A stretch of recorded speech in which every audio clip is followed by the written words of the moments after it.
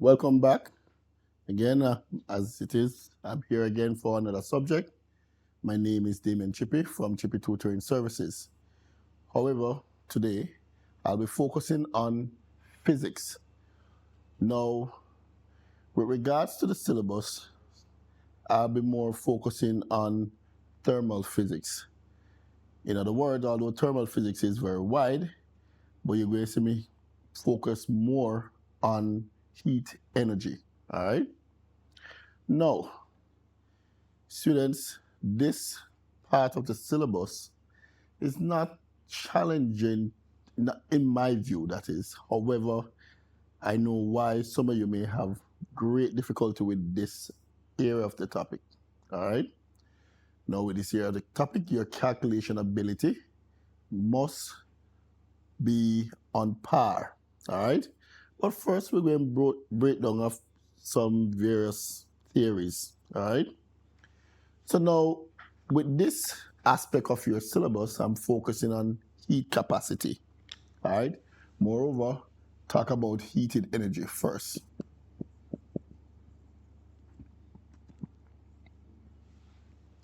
Now, what is heated energy? Students, you don't necessarily have to try to be, try to be more profound, and that's not, I can tell you, that's not what CXC is really gunning for. CXC is really asking you to apply yourself based on your knowledge. Focus on your knowledge, students. Don't think that it is anything out ordinary from what you are associated with, whether in class, whether it's around you, it doesn't matter. At home, community, otherwise, focus what is around you. All right? Now, okay, before I start off with heat energy, let us go to the different theory of heat. There are two theories of heat, by the way. We have the caloric theory,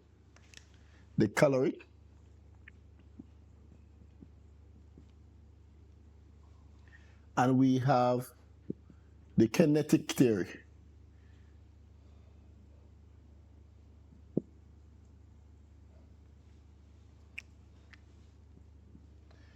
Now, students, the caloric theory was actually the first theory with regards to heat. Now, one can imagine back then in the early times, the caloric theory was really hold on to, especially if it's coming from these type of physicists who are known to be esteemed scholar. All right.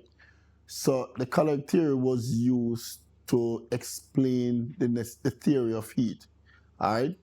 Now, caloric theory states that heat is a substance, all right, a fluid, all right, with mass. The caloric theory also states that an increase in temperature is by way of an increase in caloric. A reduction in temperature is by way of a removal of caloric from a body. So in other words, it said that you get warmer the more caloric theory is added to the substance. Now, and your temperature reduce, because the thing is, a student, I'm trying to shy away from the word cold. You might find me contradicting regarding with this, but really, there's no such word in physics as being cold. You understand me? It's just that we talk about the removal of heat energy and the increase of heat energy to a substance or a body. Now, with the increase in caloric, the body temperature increase. With a reduction in caloric, the body temperature reduces. Now, here's the funny thing about caloric theory, student. There's certain things that caloric theory cannot really explain. Like, for instance, if we say caloric theory is a mass, They say it have a mass, but yet still, it can't really give an account for when you add a caloric to a substance, however, the mass of the substance remain unchanged. Also, talk about removing caloric from a substance. It doesn't really give an account why the removal of the substance will tell you that the caloric from a substance, it tell you that, okay, the mass still remain unchanged. So the caloric theory was proven to have some holes in their theory. So as human beings, as we are going to try to find a more suitable explanation, especially to debunk what the caloric theory cannot explain. All right? And hence, there goes its rival theory, the kinetic theory. The kinetic theory seeks to explain a lot of things that the caloric theory can't explain. All right? So, and that is it with science students. You have the scientists, physicists, they come up with different theories to try to explain a situation. One may either prove or disprove, and it's like the contending of bright-minded just continue until, whatever one is more suitable to give the explanation, that's the one we hold on to. All right? So that's the issue with the caloric theory, where the caloric theory is not necessarily used going forward because there's some issues that the caloric theory can't explain. One of the things that caloric theory, also a big major issue that the caloric theory can't explain, is this. Now, when we're talking about change of phase, because you would have learned change of phase, meaning that change from liquid to gas or solid to liquid, the caloric theory can't explain why is it that during this change of phase, why is it that the temperature, no matter how much I apply heat source to the substance, the temperature of the substance do not change? Again, based on the caloric theory, it said that the more you apply caloric to a substance or a body, the more the temperature increase.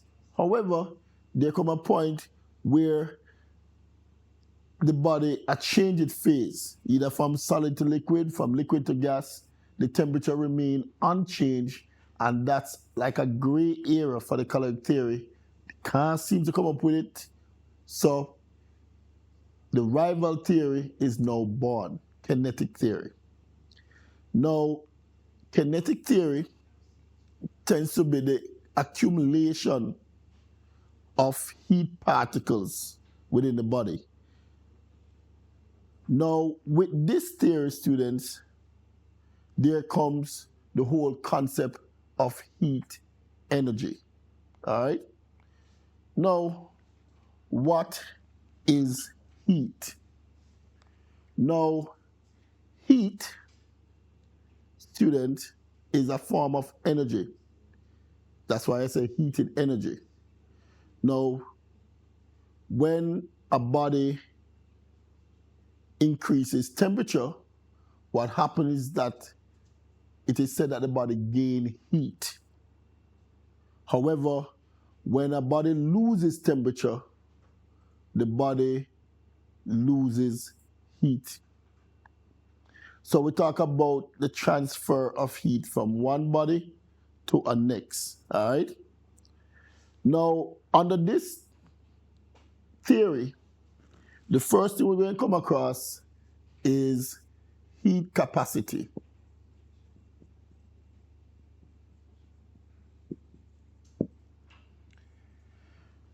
Now, heat capacity, students, is very, very important now that because these are very big on the syllabus. You can just assure that every year you're going to have a question that is dedicated around this topic that I'm about to explain. All right? Now, heat capacity, also denoted by the uppercase letter, the capital letter C. All right? That's a symbol for heat capacity. What is it? Heat capacity is Students, going back to heat capacity, all right? Heat capacity represents the rise in temperature of a substance by 1 Kelvin. Now, careful note, students, must be taken that you do not confuse heat capacity with specific heat capacity, all right? The heat capacity does not include the mass of the body. However, specific heat capacity, which we're going to go on to further, deals with the mass, does not deal, so the specific heat capacity deals with the mass of the body, however, the heat capacity does not. So the definition of heat capacity is the rise or the change in the rising temperature of a body or substance by 1 degree Celsius or 1 Kelvin. Now, it doesn't matter if you use the unit measurement degree Celsius or you use the unit measurement Kelvin. They're both used to measure temperature. For this topic that I'm doing, it does not matter whether it's a Kelvin or temperature. You can use them inversely or vice versa. It doesn't matter. However, there's another area under thermal physics when we're dealing with the gas law that we have to be careful of how we use the temperature scale. All right?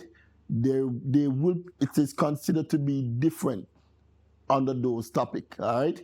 So we don't use Kelvin scale and degree Celsius scale as vice versa with regards to gas laws. But when it comes on to the heat capacity, specific heat capacity, heated energy, we don't differentiate between the two. Now, the formula for heat capacity is EH over change in temperature. This triangle here means change. The EH, student, the H is subscript. The EH is heated energy. That's what it symbolizes, heated energy. Now, then we have specific heat capacity,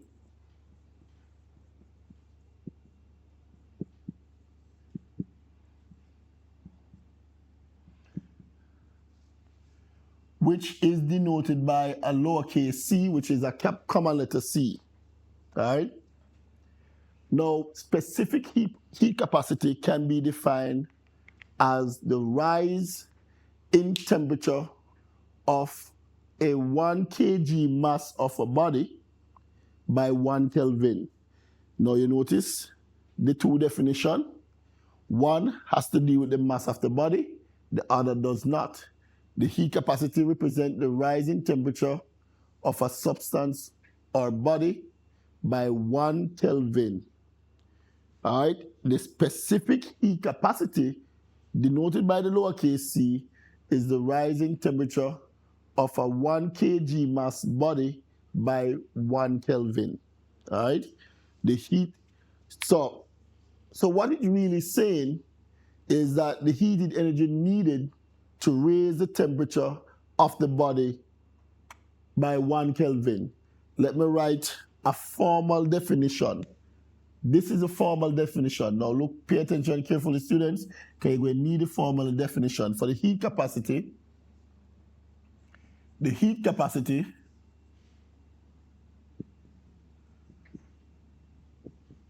can be defined as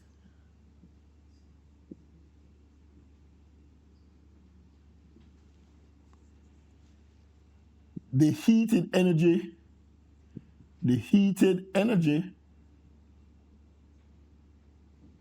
which is the heated energy needed to raise the temperature of a body by 1 Kelvin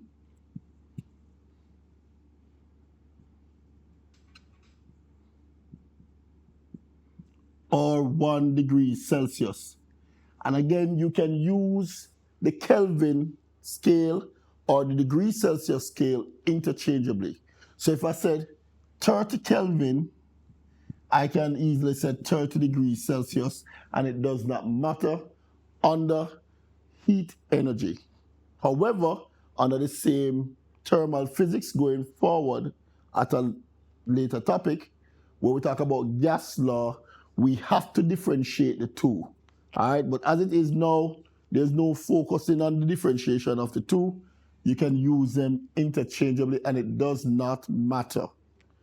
Now, so this is a formal definition of heat capacity. Now, coming on now to specific heat capacity now, we say specific heat capacity can be defined as the amount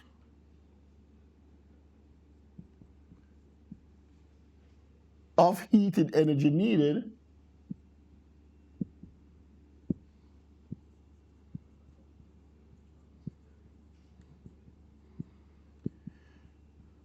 to raise a 1 kg mass of a body by 1 Kelvin or 1 degree Celsius. So the difference between the two, students, is that one takes the mass of the body into consideration, the other does not. However, what is similar between the two, they talk about the heated energy that is needed to raise the temperature of a body by 1 Kelvin, meaning how much heat is needed to increase the temperature of a substance. That's basically what it's saying. And that is why the caloric theory could not give an account for this. Why? Because depending on the substance or body, they're made of different material. So therefore, if you add calorie to a substance A, and from a heat source, and add calorie to a substance B from the same heat sources, both substances A and B may not have the same temperature reading, even though the substances are the same mass and the same heat source that is being applied to them. Now, the caloric theory could not explain why is that, all right? However, the kinetic theory would tell you that, look, different substances are made of different material. So therefore, one material or the other can either absorb heat more quicker or faster than the other. So that is what explains it, how the particles are arranged in the body or substance. All right, how is it the particles are arranged? Depending on how they do in absorbing heat energy. All right.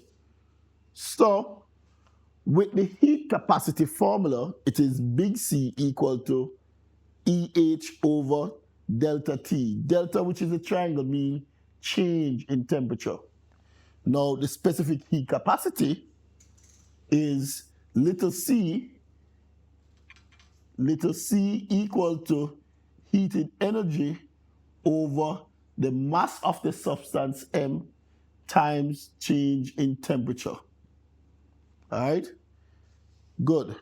So now, big C is heat capacity. Very important that you know these, students, because you're going to see how at times I'm going to tell you something that the examiner normally have you do regarding these two. All right? Little c is specific heat capacity. Then we talk about E subscript H is heated energy.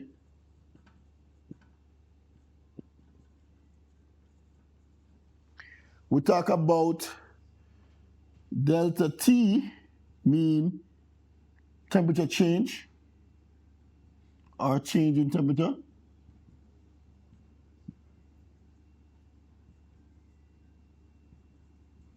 And the M mean mass.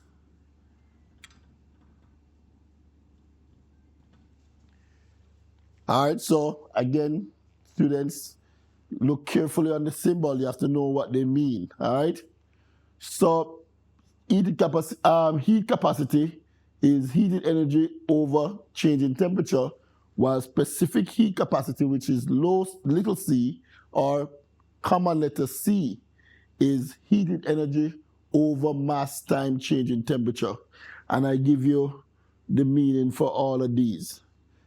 Now, students, take the time out to take down these information because I'm going to move on. It's very important. Now, at times, the examiner will ask you to manipulate the formula of both heat capacity and specific heat capacity. I realize that, from time to time, CXC would ask that of you, all right, in various ways. But as long as you know how to manipulate the formula, student, that is okay. Remember, I tell you that under this area with physics, your mathematics competence must be high, all right? Because we're going to go on to some manipulation skills now, which we learn in maths that is really transposition of the formula, all right? Now, let me take this down to move on.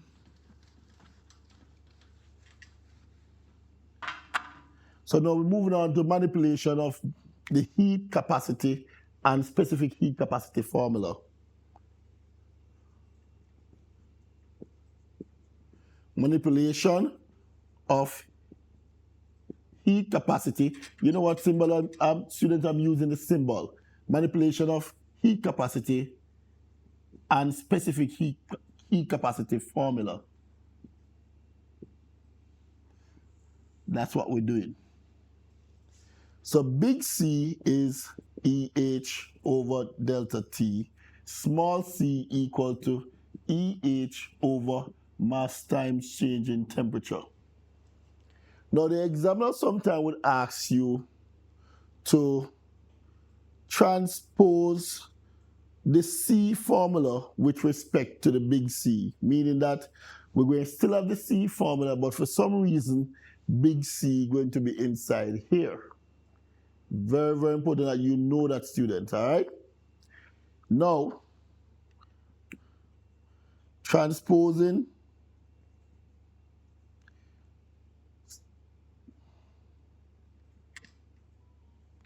for small c, for specific heat capacity,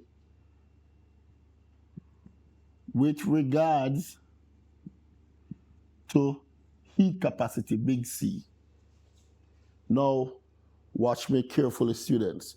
If you notice the two formula, big C, heat capacity, both of them, both big C and small c, heat capacity and specific heat capacity, have the same denominator, EH, which is heated energy. Now, because I'm transposing from small c, I'm going to first go right over to big C and transpose big C for the commonality of the numerator. In this case, because this is a fraction, numerator EH over specific heat capacity. We are now going to transpose this for big C. We know that in mathematics, here, the right-hand side here is a fraction. The big C here is a value, whole value. We just put it over 1 to make it be a fraction as well as the right side. The next thing we do after, we then multiply diagonally. What do I mean by that? Is where the numerator of one side is multiplied by the denominator of the other side. The denominator of one side is multiplied by the numerator of the other side. So the reason for this is to break up the fraction, all right? Remember now we're transposing for EH. So EH times 1 is EH. Let me use that marker that you can actually see properly, preferably the black marker. So the EH times 1 is still EH, equal to C times big C times delta T is big C delta T. Now, look carefully again, students. The examiner is asking you to manipulate both the heat capacity formula, big C, and specific heat capacity formula. However, they're directing you how you must manipulate it. They say transpose for big C, because you transpose for small c, that is specific heat capacity. What you want, the value that you're transposing for, you make it alone be on one side of the equation. So again, small c is here already, you want to maintain it right there. So hence, small c now is right there already.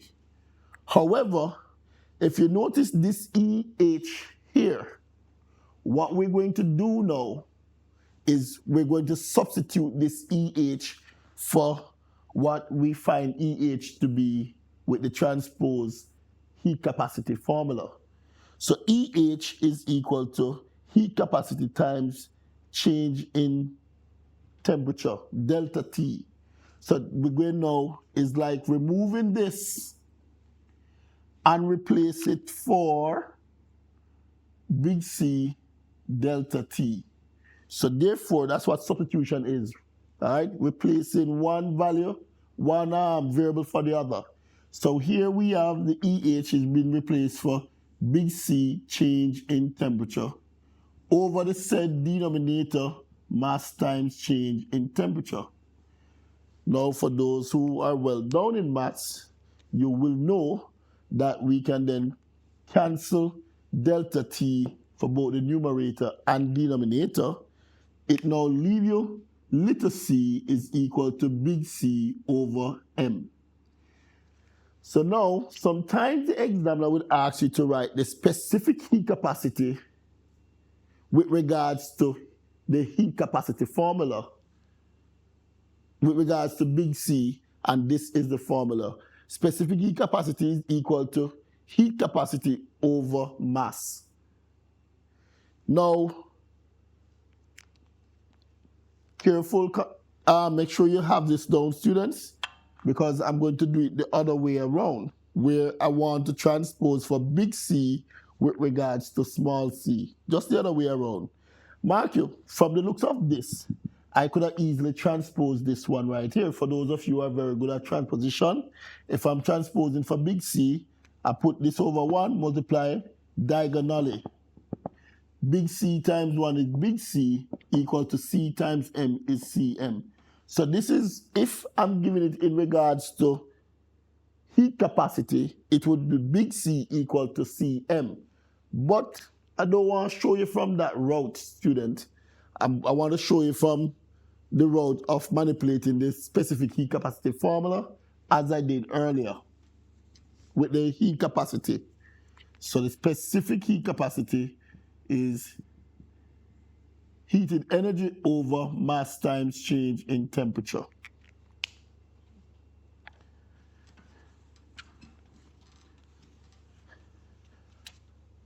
Now pay attention to the optics of what I'm doing, students. Now we're going to say for big C with regards to small c. All right? Now, in this particular situation now, students, I'm now going to show you how I manipulate the small c here formula, substitute it into the big C, and I get the same answer. Now, again, I want it in regards to small c. So I want this small c to come over here. To do that, student, I have to look at the commonality between both of them. And based on heat capacity and specific heat capacity, they both have the same numerator, sorry. the top number, numerator, EH. The denominator is different because this is mass time change in temperature and this is just change in temperature. So we focus on the numerator, EH. Now, so I'm going to get the specific heat capacity.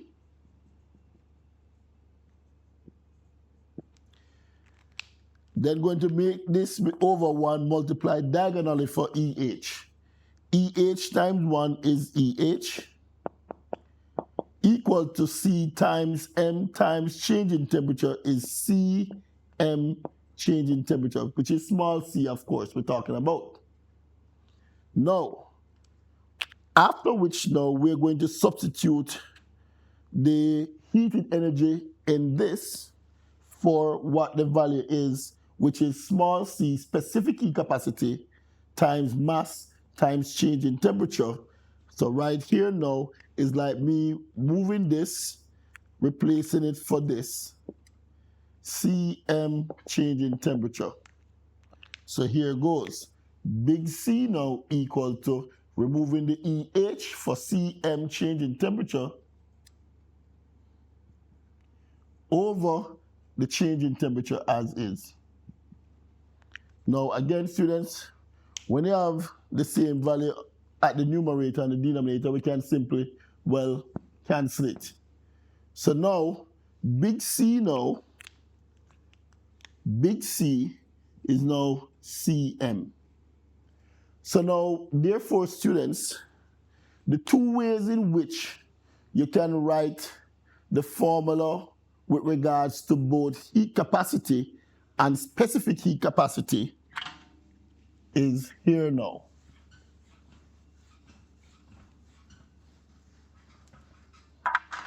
So for small c, it would be big C over mass. And for big C, it will be small c times mass. And that's the way students, the examiner, like to play on these two formulas. All right, students, so you have to understand this is a very common assault by the examiner. They like to play on these formulas, so you must get a hold on how we manipulate. Students, you hear me using the word manipulate. Many of you use the word manipulation as a negative word. Well, English language may tell you that it's a negative word, but the truth is, students, it's not a negative word. It's a matter of the intention of the person who is using it. You understand me? So therefore, students, manipulation is good. We have to manipulate in order to solve problems. Is that understood? As it is now, based on what goes on by the West, there's a lot of manipulation going on in order to solve the problem. There's a lot of problem down there, and that's what we do to solve problems. All right? Now, still under heat energy, students, coming on now to the other pointer that will be of high interest to you under that, because this is the area where we do most of our calculation with regards to thermal physics in the exam. All right, so hence my concentration on this topic here is warrant. All right, just about any past paper you can think of, you're going to realize that you're going to get this for sure in regard in your exams. All right, moving on.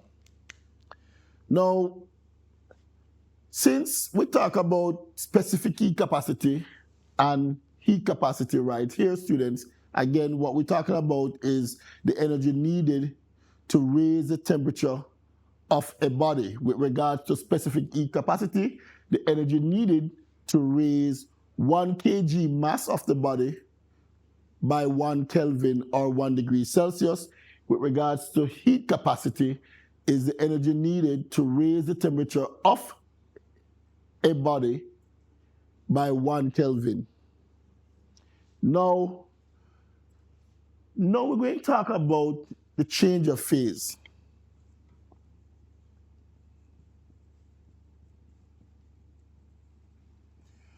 When we speak about change of phase, we're speaking about from solid to liquid, and then from liquid to gas, especially for your syllabus. All right? I think, again, this is the direction in which the change of phase is really demonstrated highly with your syllabus, from solid to liquid, then liquid to gas. Now, remember earlier we talked about the, downside of the caloric theory, the disadvantage of the caloric theory. The caloric theory does not give an explanation of when there's a change of phase with a body or substance, why is it that the temperature of the body remains the same even though the heat source is still applied to the body? What do I mean by this, students? Layman term. Just think about you putting on a pot of water on the stove. Now, again, you bring the water to a boil. However, once the water reaches the boiling point, what happens now, students, the water now, which is a liquid, is then changing its phase to a gas. We know the gas, what is the gas called? From a liquid to a gas. The gas is known as the vapor. You get that? Good. Now, students, the caloric theory doesn't explain that. How is it that we still have a pot on the stove and it's a bubble boiling, that is? Why is it that the temperature of the water remains the same 100 degrees Celsius? Because that's the boiling point of water. Why is it that it don't change even though it's still up on the stove? The caloric theory could not account for that, student, and that's why the kinetic theory comes in. All right? Now, students, it simply means, student, is that for using the kinetic theory, student, using the kinetic theory, when the water is boiled, now the truth is that the whole body is at the same temperature during boiling. You get that? So there's no higher it can go once it reaches the boiling point, because the particles in the substance, which is water, is all at the same temperature. Before boiling point reach, you see the temperature keep on rising. Why? There are some areas or some particles within the water that is at one temperature and another particle in the water that is at another temperature. However, that also can be explained by the transfer of heat. Right? The three processes of transfer of heat: conduction, radiation, and convection. All right, but we're not doing that today.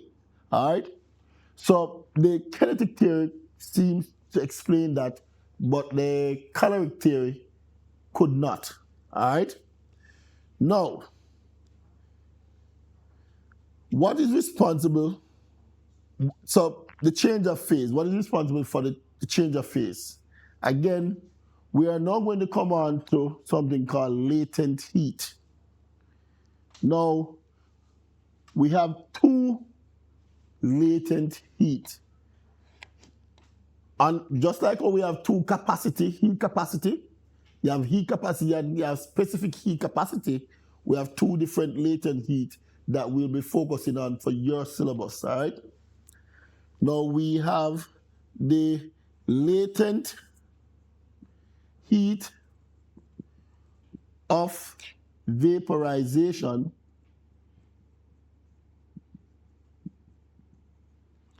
and then we have the latent heat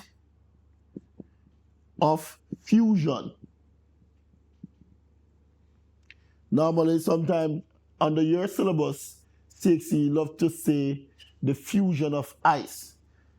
But why though is on the basis that the solid that they refer to is normally an ice with regards to your syllabus, all right? Fusion of ice. The symbol for latent heat of vaporization is lowercase l, although my L is script, lowercase l, subscript vapor V, while this one is lowercase l subscript f. However, the formula for both of these latent heat are the same. All right, there's no difference between the formula. It's just that in the exam, you'll normally get a standard value for latent heat of vaporization of water and latent heat of fusion of ice for water. All right, just like you'll get a standard value for specific heat capacity of water. Once the examiner is giving you that in the exam for you to use, they will always have the standardized formula in the question. All right. Now, the formula for latent heat of vaporization is heated energy over the mass of the substance. And the latent heat of fusion of ice, likewise, is heated energy over the mass of the substance. Now, what is latent heat? Now, I'm going to give you a formula for a definition for latent heat, and I'm going to also write the definition for a formal definition for latent heat of vaporization and latent heat of fusion of ice. Why, students? I want you to have it. In other words, because sometimes the examiner will ask you for the definition and you must be able to expound on that. All right? Moving on.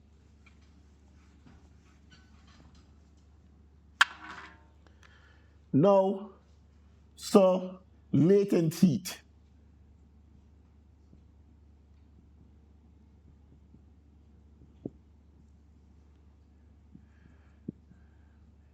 Latent heat can be defined as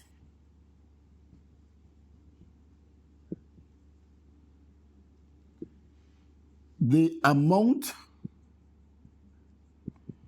of heated energy, still heated energy,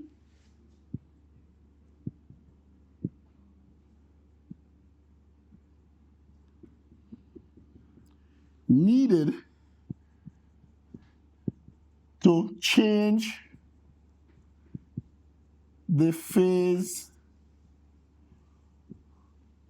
of 1 kg mass of a substance. That can be regarded as a formal definition for latent heat.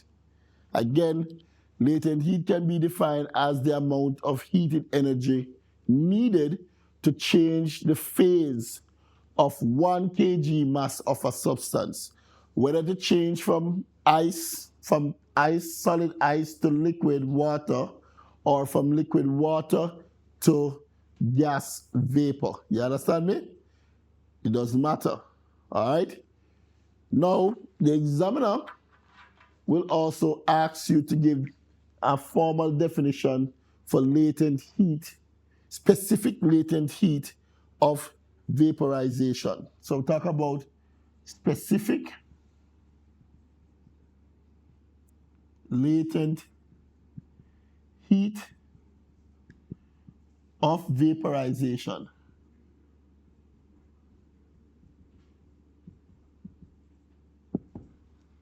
Again, the symbol LV, L subscript V, lowercase l. So don't mind it's the L right here, as my students would think that's a symbol. It's the letter L. You understand me? Lowercase letter to be exact, not uppercase letter. All right? Moving on. Now, we say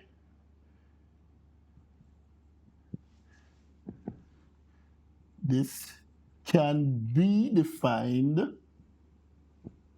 as the amount of energy needed to change 1 kg mass of a liquid to gas. So specific latent heat of vaporization can be defined as the amount of energy needed to change 1 kg mass of a liquid to gas. This is changing from the solid, the liquid, water to gas. If it's water that we're using, that is. Because the liquid can be any substance, okay? However, I know in your exam, CXC like to stick with water. I guess for further studies, they'll play along with other substances, but not that they won't give you other form of liquid differently from water. So you have to be very careful, students, because I've seen where CXC have used other form of a liquid other than water. So be very careful. Moving on. Now, I'm going to go on now to the last one, the specific latent heat of fusion of ice. So erasing latent heat to specific latent heat of fusion of ice.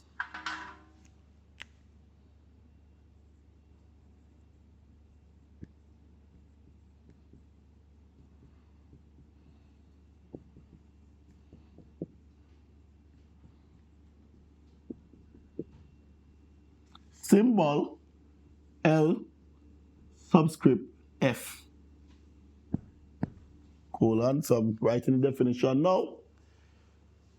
Again, students, don't get into the habit of trying to remember the definition of what I write on the board or the text that you read or what your teacher tell you. All you have to do, student, is just try to understand the nature of what we're doing. And in that way, student, whenever you're writing a definition, you always can come about with your own definition. You get that? That's how you don't need to swat it and to paraphrase exactly how I write it. You can meet up in trouble, so be careful. Now, moving on. Specific latent heat of fusion of ice. This is the amount of heated energy needed to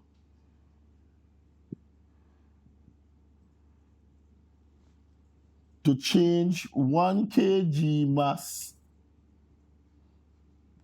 of a solid to liquid.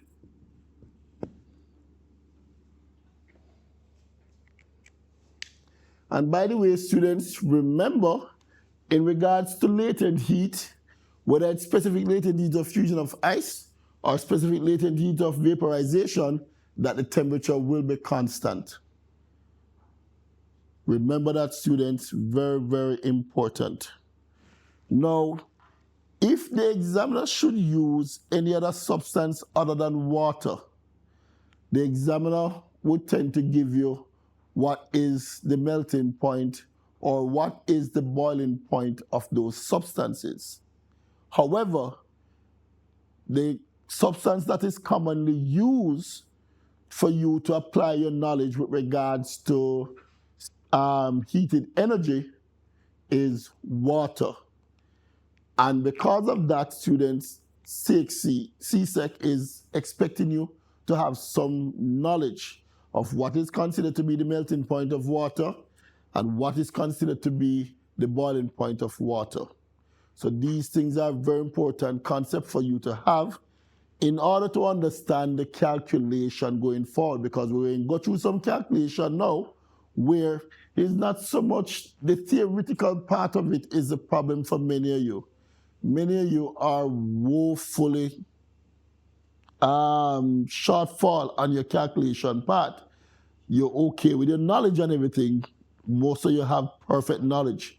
But when it come on to your manipulation skills, showing the algorithm of how you calculate, you're having a warm time. So students, listen up now going forward. I'm going to give you the optics of what you need to know regarding your calculation. I'm going to give you the process of how you go about calculating with regards to specific heat capacity. I want you to pay close attention. Moving on.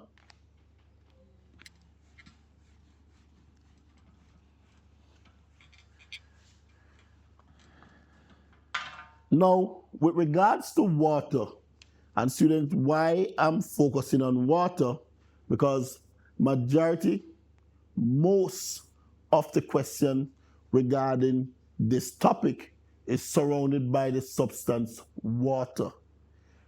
One or two times, the examiner may go ahead to give you other forms of substance, and in that case, they will normally demonstrate the melting point and the boiling point of those substances.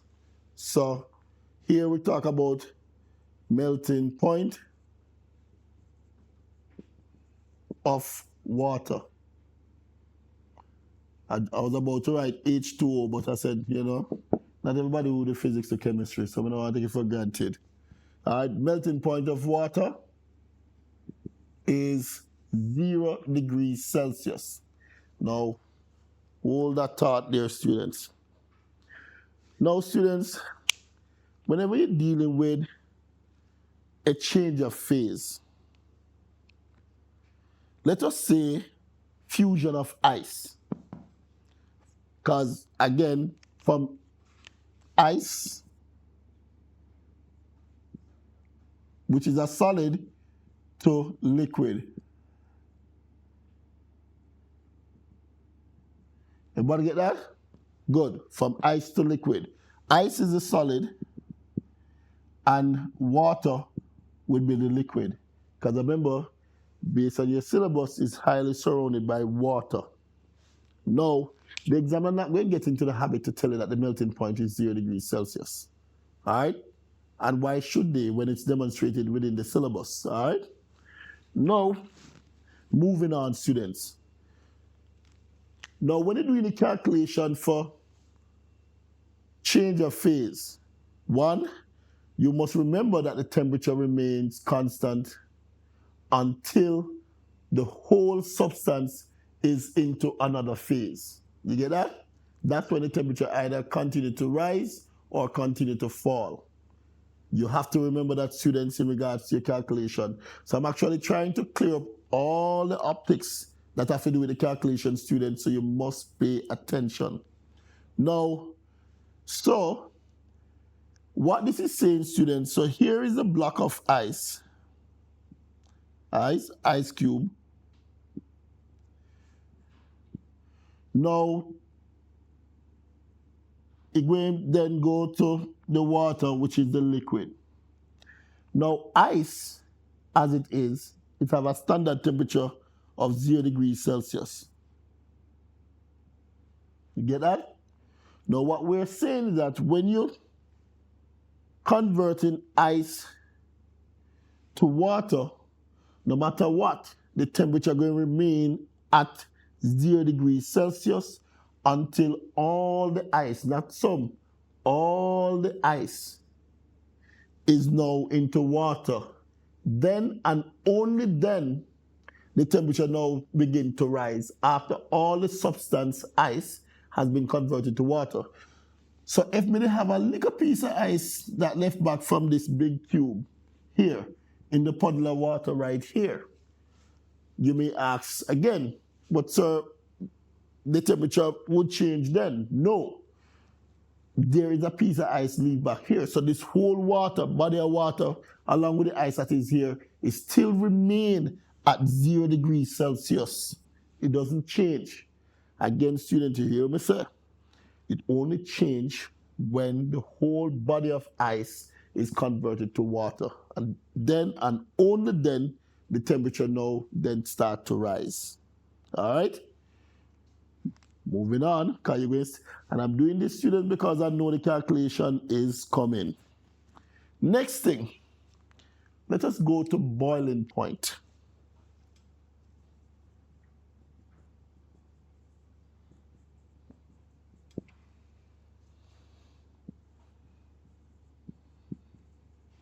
Boiling point of water is 100 degrees Celsius. All right, so going forward, nobody not supposed to ask what is the boiling point of water, what is the melting point of water. Now, here we have the liquid, the water, which is the liquid.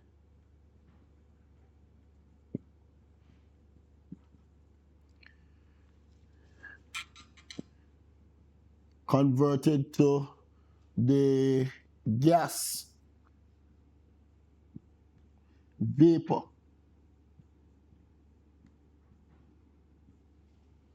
right. Now, remember, students, water at boiling point is 100 degrees Celsius. Now, when you're calculating the energy needed to change the liquid, which is the boiling water, to gas, which is the vapor, again, until all the liquid has been converted to vapor, then and only then the temperature starts to change. However, it will continue to change. It will continue to be constant at 100 degrees Celsius during the change of phase. And hence, students, when you're doing change of phase, the temperature does not matter in the calculation. That's why the formula for LF or LV is EH over mass. You don't see me have no change in temperature. It's EH over the mass of the substance. All right? Very, very important now, students. So now, I'm now going to move now to some CXC past paper question regarding calculation. All right? Now, let me move on.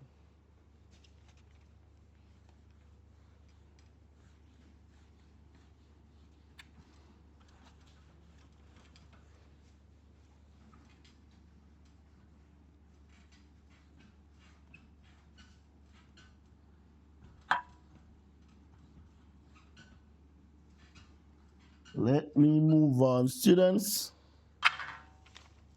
Now, careful note for your calculation. All right, so this have to do, again, students,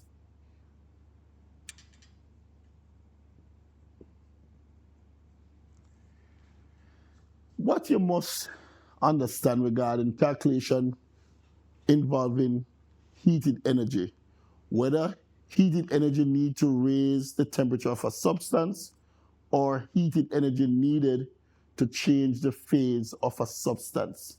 All right?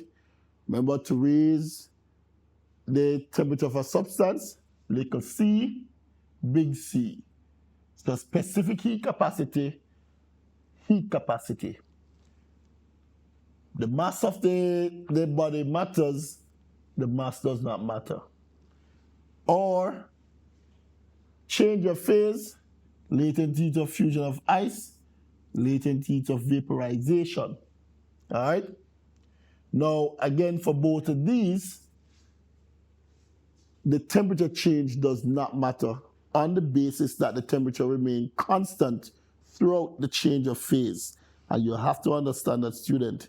All right, not for heat capacity and specific heat capacity, but for specific latent heat of fusion of ice, specific latent heat of vaporization, the temperature does not matter, the mass does. All right, moving on. I'm just going to put, because I'm going through my calculation, I want to put this up here for you, that you can clearly see where I'm coming from with regards to my calculation.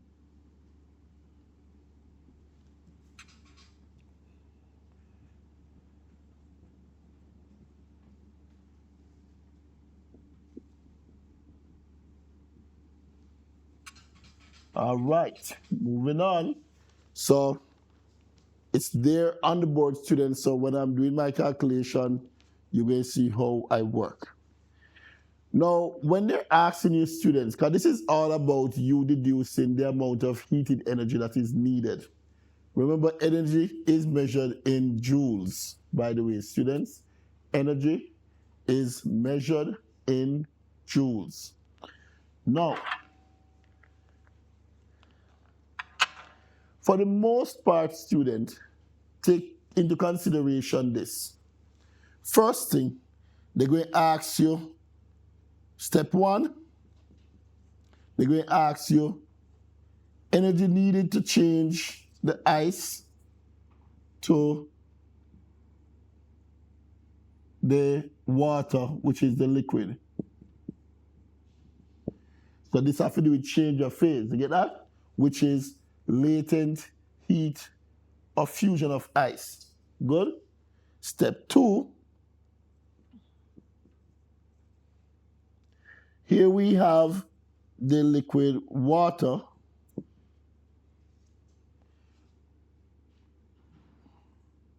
So here we talk about raising the temperature of the water that was just melted, which was 0 degrees Celsius, to boiling,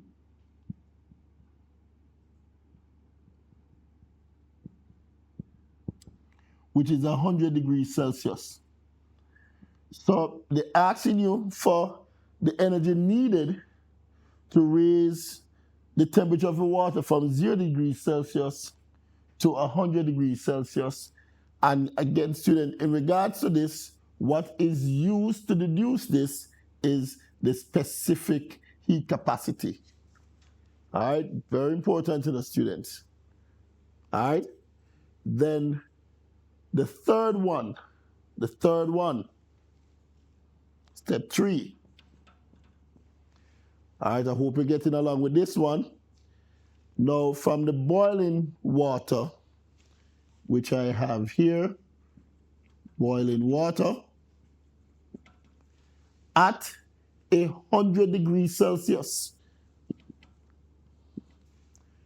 to steam or vapor or gas, you get that?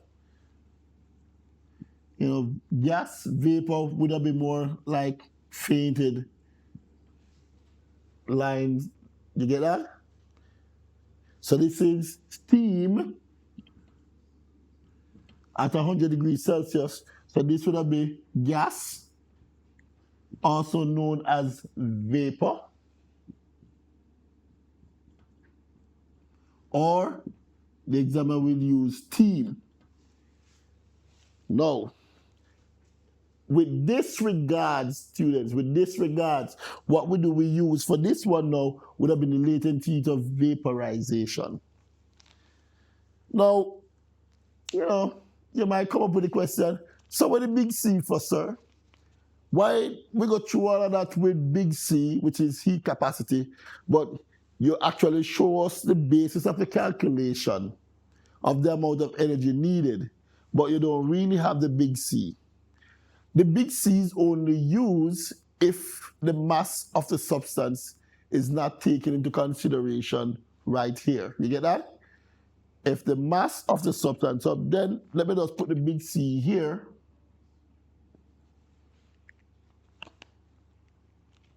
Right there. So therefore, if the mass of the substance is not taken into consideration, that's when the big C comes into play. Otherwise, what is of most common to you regarding the exam, what is of most common to you would be the specific heat capacity in raising the temperature from one initial temperature to another. The other thing you must understand, students, the other thing that you must understand is not all the time the examiner going to ask you about raising the temperature of water from 0 degrees to 100 degrees Celsius. No, them simply could have asked you what is the heated energy needed to raise the temperature of the water from an initial temperature other than 0, so for instance 33 degrees to 67 degrees. So you don't even reach boiling point. However, that is where specific heat capacity and heat capacity comes in alone. So again, students, watch the optics regarding the calculation. So this would be a graphical representation to tell you, show you the algorithm in how the examiner may ask you. Now, students, in the earlier time of the exam, yes, the examiner would just simply ask you, okay, what is the total amount of energy needed to melt a 8 kg block of ice to water, then bring it to boil,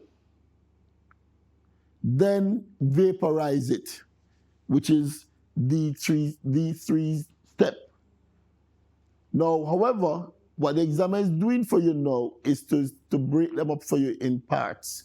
So they would have said, boy, step 1, what we do for the change of temperature. Step 2, what we do to raise the temperature from 0 degrees to 100 degrees Celsius. And step 3, what we do from taking the boiling water to steam. So whatever energy that you get at step 1, because step 3 now going to ask you what is the total energy. Whatever energy you get at step 1, plus whatever energy you get at step 2, plus whatever energy that you get at step 3, you add them up together to get your total energy needed to bring the 8 kg block of ice to steam. Now, so here I'm going through some examples, all right?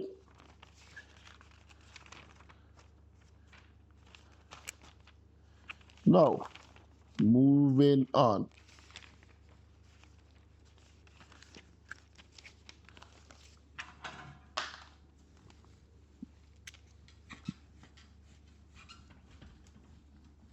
So let me show you the actual calculation, student, because this is what you really want to see, how the teacher is able to bring you through in understanding the calculation with regards to heated energy.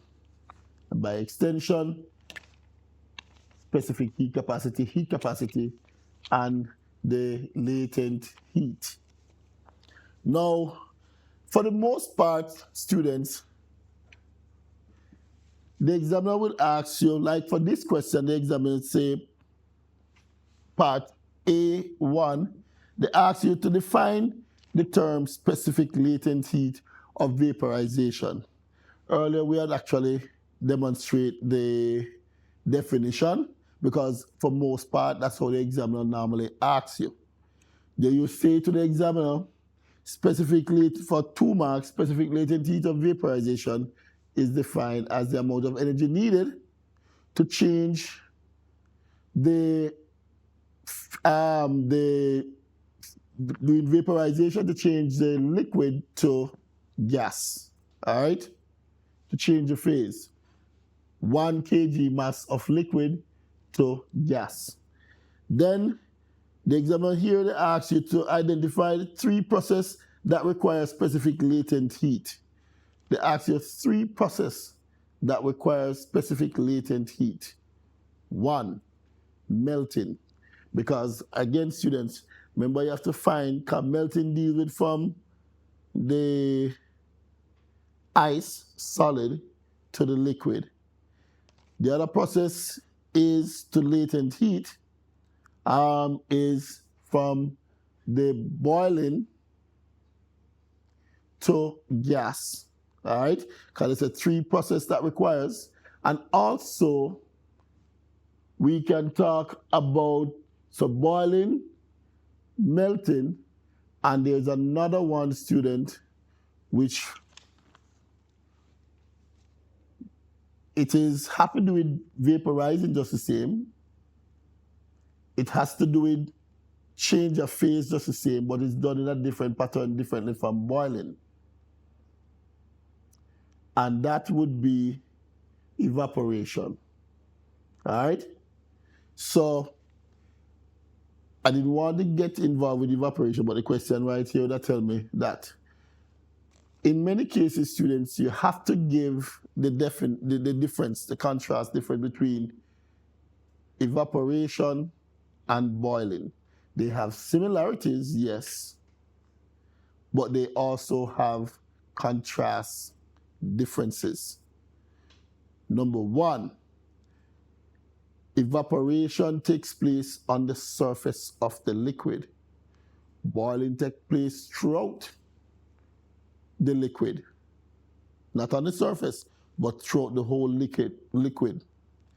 2, another contrast is that evaporation takes place at any temperature of the liquid. However, boiling takes place at the boiling point of the liquid. In the case of a water, boiling takes place at 100 degrees Celsius. All right?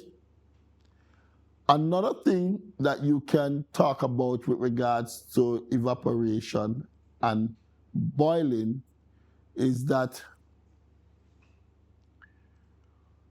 boiling, students, while boiling, you talk about reaching the boiling point, then talk about turning into steam, and they deal with the change of phase on that basis. Now, the evaporation, students, it does not, boiling not have to take place for it to start change of phase. No. Boiling don't need to take place for evaporate. So you don't need the substance to go to 100 degrees for it to start change of phase in case of a water. In fact, evaporation can take place even in a freezer, if you ask me. You understand me? Even a freezer. I don't know if you ever go into one of those big industrial fridge like, at supermarket and those places where store high volume of stuff like meat and cutlery and all of those stuff. I mean, a liquid spill in there and in no time it dry up. You understand me? Again, and like you can see, like ice upon freeze, no, you don't see none at all. Gone. Again, that is evaporation. You see how under extreme situation, evaporation still take place in our freezer. All right? Good. Now, but the meat of the matter is right here. Part B. An electric kettle is rated at 1500 watt. All right?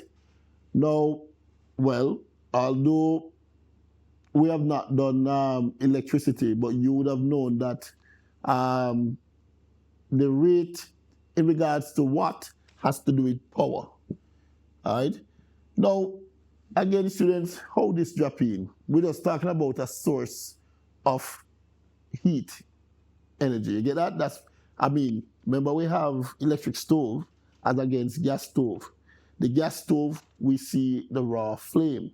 The electric stove, what we see is heating coil. You get that? How that comes about, it has to do with some form of electricity flowing right there. You get that? Good. And that's how you have electricity coming into this. So the power is 1,500 watt. Because power is measured in watt. It takes 98 seconds to bring water originally at 30 degrees to 100 degrees Celsius. So it takes 98 seconds to move from 30 degrees to 100 degrees Celsius. Again, students, one would just imagine that this would have been specific heat capacity to change the water from 30 degrees to 100 degrees Celsius. Very, very important, all right? Then now, the exam asks you part 1. Describe the energy change that takes place in the kettle. Now, the energy change that takes place in the kettle, remember it's an electric kettle. So again, the energy change going to be what? From electrical energy to heat energy. You get that? So you risk 1 mark, electrical energy.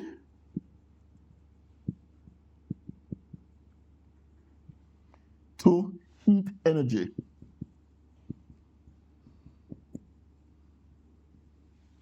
Then the next question the examiner asks you, part 2, how much energy is supplied by the kettle in the time given?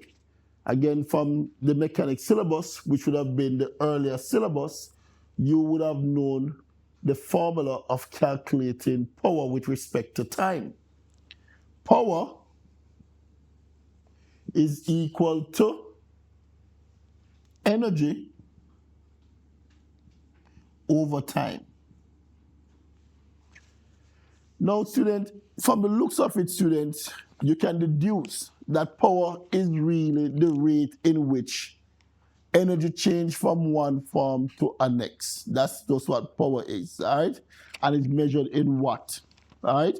Now, the examiner asks you how much energy is supplied by the kettle in the given time. Now, remember now, students, you would have known what the power is already. You'd also know what the time is. Now the next thing is that you need to calculate the energy.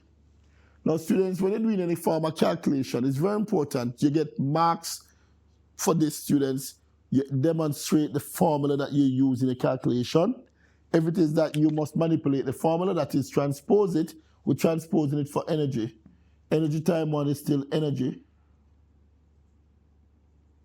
And power times time is power multiplied by time. So therefore, because we're looking for energy, that's why we transpose for energy.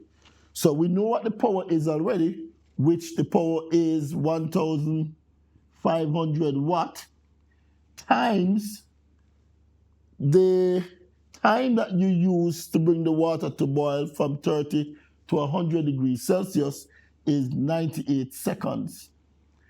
Now, you then multiply what is 1,500 times 98, all right?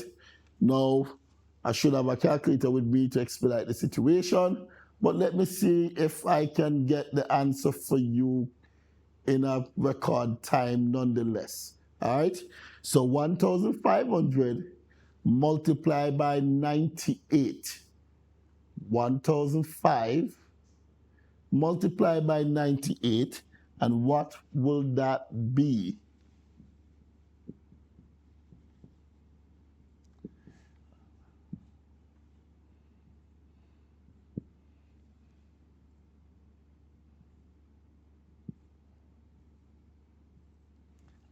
And that will be, student, 147,000. Are we correct? There we go. 147,000 joules. Remember that energy is measured in joules. You get that, students? So therefore, the answer is 147,000 joules. So answering the question, they ask you how much energy is supplied by the kettle in the given time. Within the 98-second time, students, to raise the temperature of the water from 30 degrees Celsius to 100 degrees Celsius, you would need 147,000 joules of heated energy.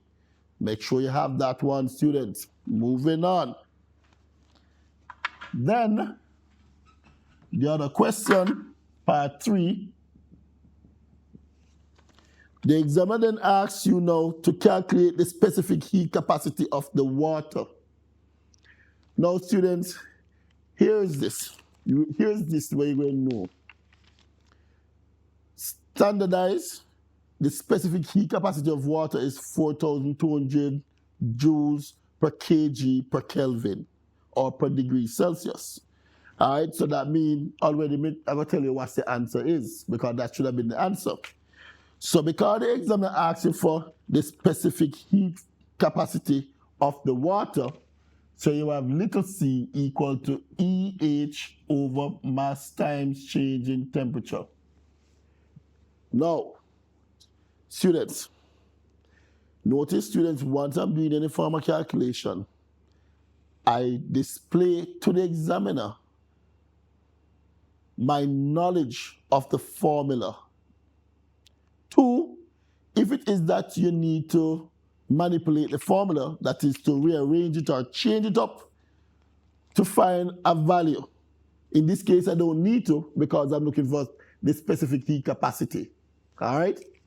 So now, I'm going to now say, we already know the heated energy that was derived from part 2, 147,000 joules. 147,000 joules over the mass of the water, all right, times, in this case, by the way, there's a calculate the specific latent heat sorry, the specific heat capacity of the water, we don't, over the mass of the water times the change in temperature. By the way, students, you're changing the temperature from 30 degrees to 100 degrees. Now, you demonstrate the change in temperature, delta T. What's the difference between 30 degrees Celsius and 100 degrees Celsius? That's 70 degrees Celsius. All right? Now, the mass in this regard, give me a minute.